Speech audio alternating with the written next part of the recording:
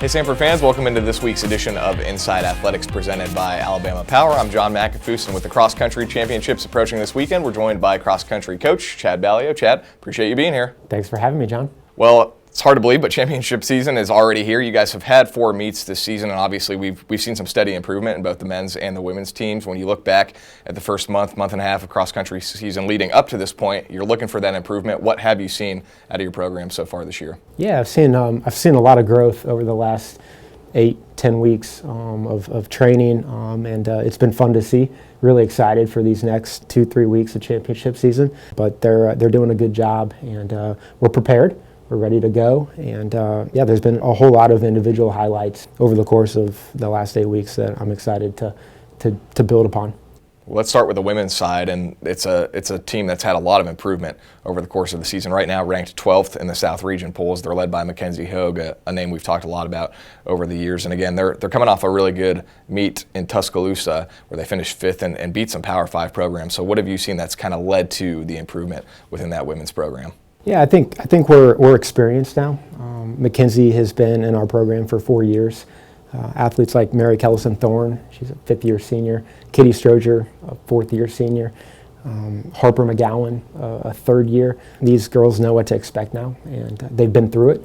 And now, there's not going to be any surprises over the next 2-3 weeks. We know what we know what's going to come our way, and that's been fun to be around. It's been fun coaching those girls because we can take it to the next level.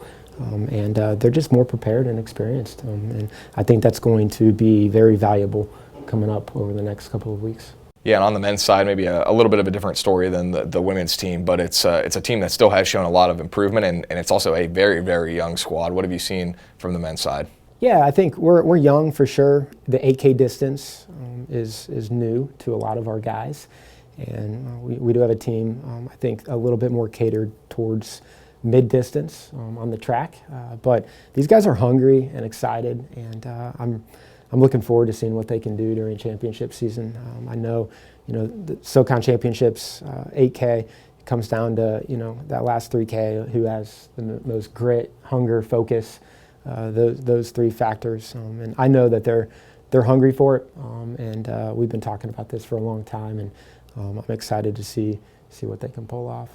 Any other performers on either side, the men or the women, that have maybe stood out to you so far this fall? Yeah, I think a young lady, Gabby Hoots, she's been doing a fantastic job got off to a little bit of a late start with a little bit of an injury heading into her fall campaign, but she's really caught some momentum and is racing really well right now, and she's excited to get after it, and she's fit right now. Excited about her. On the guy side, Andrew McGinnis is another freshman from Columbus, Georgia. I think he's got the talent and the tools to be a really huge contributor to our team, to be a number 1, number 2 guy for us. I think him getting a taste of championship season is going to be important. But he's had some good quality 8Ks, but I do believe his best ones are in front of him. Well, the SoCon Championships this weekend, it's Sunday in Charleston, South Carolina, and I know we talk about this every year. We know that Furman sets the bar in cross country. They invest a lot into distance. What are your goals and expectations going into this weekend? Yeah, I think on the women's side, our goal is always going to be top 2 in the conference, and each year trying to get a little bit closer to Furman as we can, and we know what they're going to do. They're going to go out hard and fast, so not being surprised by that and being ready for it.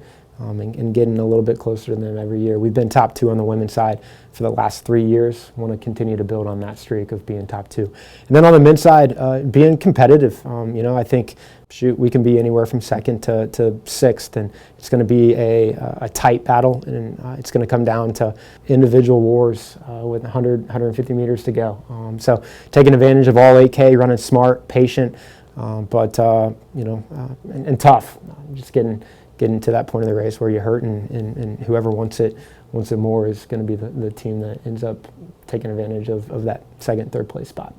Outside of Furman, who are some other teams in the conference that you've seen kind of have that steady improvement similar to you guys? Yeah, I think ETSU has done a great job. Coach Watts is a great coach, been doing it at a very high level for a very long time. I've got a whole lot of respect for ETSU and what they've been doing. Mercer, program on the men's side that has come along nicely that we need to watch out for. And UNCG also making some noise with the new coach, and I think their men are going to be ones that we need to pay attention to and watch. But yeah, the conference as a whole in cross country has gotten a lot better.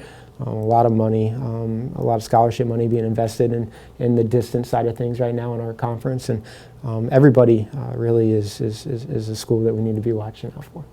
And after the SoCon Championships, of course, you've got regionals around the corner as well, and I'm sure you've got some pretty high goals, I would assume, for the women's side in regionals.